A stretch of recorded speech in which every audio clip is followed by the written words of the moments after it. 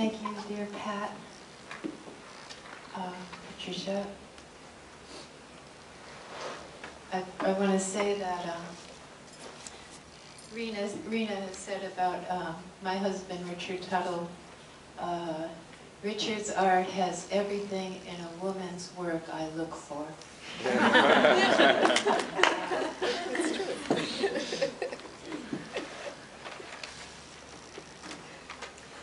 I've published 5 exquisite books with Kelsey Street Press over 25 years, and it has been a joy and a way of life.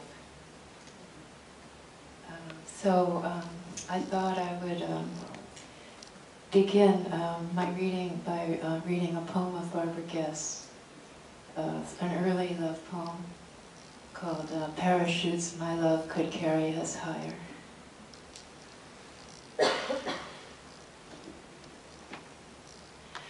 I just say I didn't know.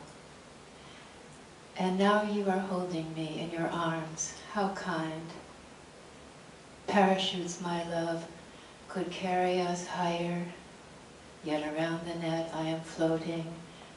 Pink and pale blue fish are caught in it. They are beautiful, but they are not good for eating. Parachutes, my love, could carry us higher than this mid-air in which we tremble, having exercised our arms in swimming. Now the suspension, you say, is exquisite. I do not know. There is coral below the surface. There is sand and berries like pomegranates grow. This wide net, I am treading water near it. Bubbles are rising and salt drying on my lashes. Yet I am no nearer air than water. I am closer to you than land, and I am in a stranger ocean than I wished.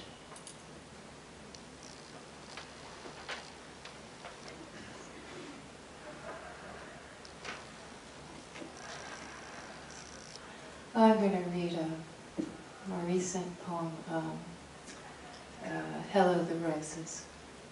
I did have a dialogue with Hazel and other people in this room about communicating with plants. This poem is in 2 parts.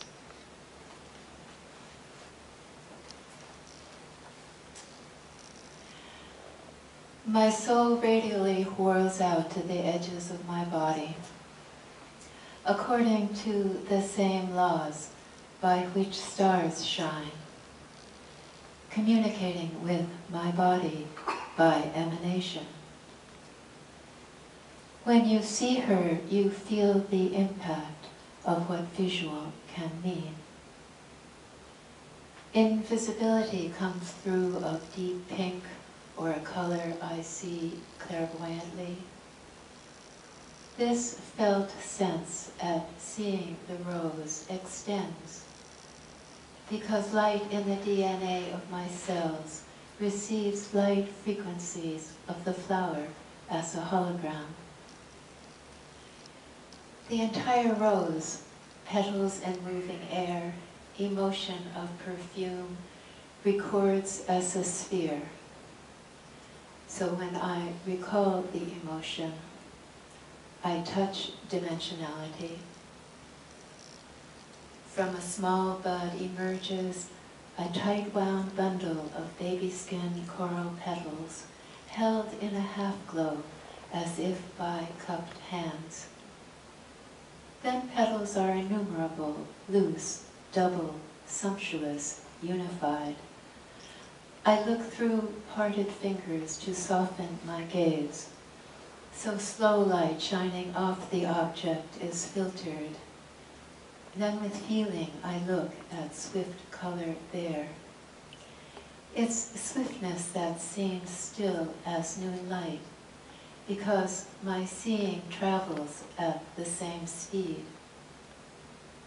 I make a reciprocal balance between light falling on the back of my eyes to optic nerve to pineal gland, radiance stepping down to matter, and my future self opening out from this sight.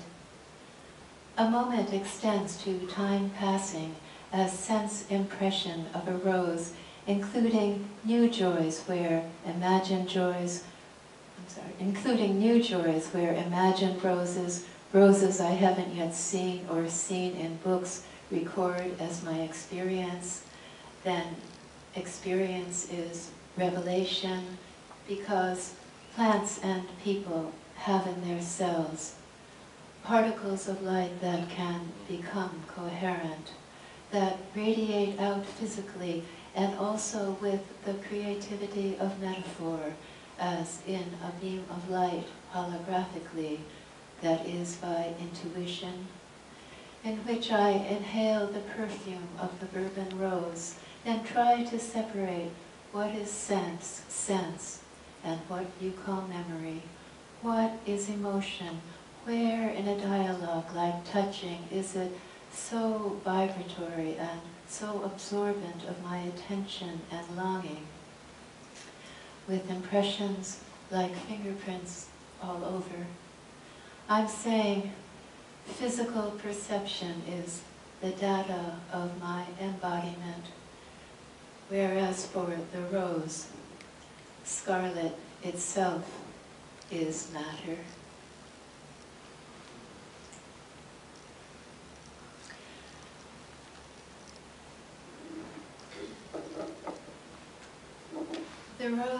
The rose communicates instantly with the woman by sight, collapsing its boundaries, and the woman widens her boundaries.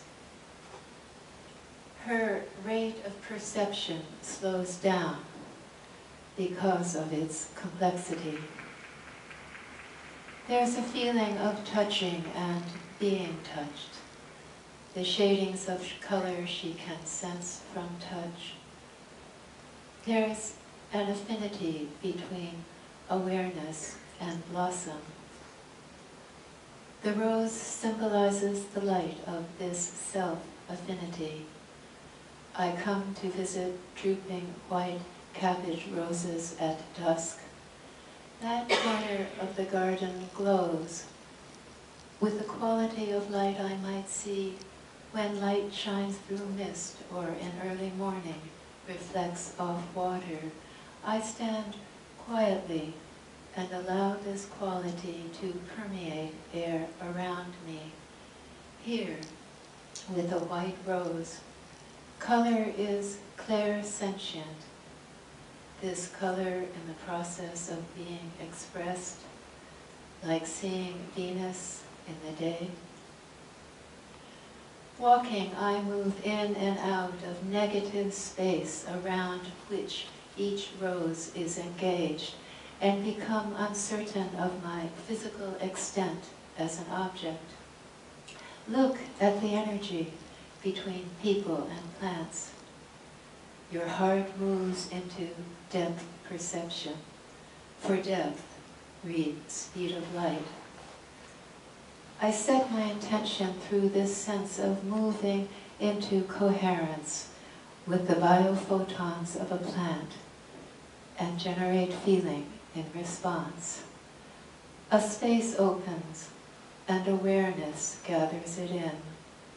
As at night my dream is colorless and weaves into the nuance, I can intentionally engage with the coherence of light beams, instant as though lightless, or the colored light of a dimension not yet arrived, as our hearts are not outside affinity with respect to wavelength, shaping meaning, using the capacity for feeling to sense its potency in a rose, and to cultivate interbeing with summer perfume.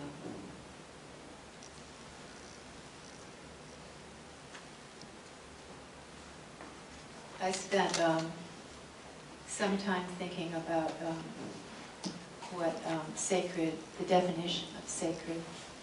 And I wrote a poem called Immortals Having a Party. And I'm just going to read finish with the first section of that.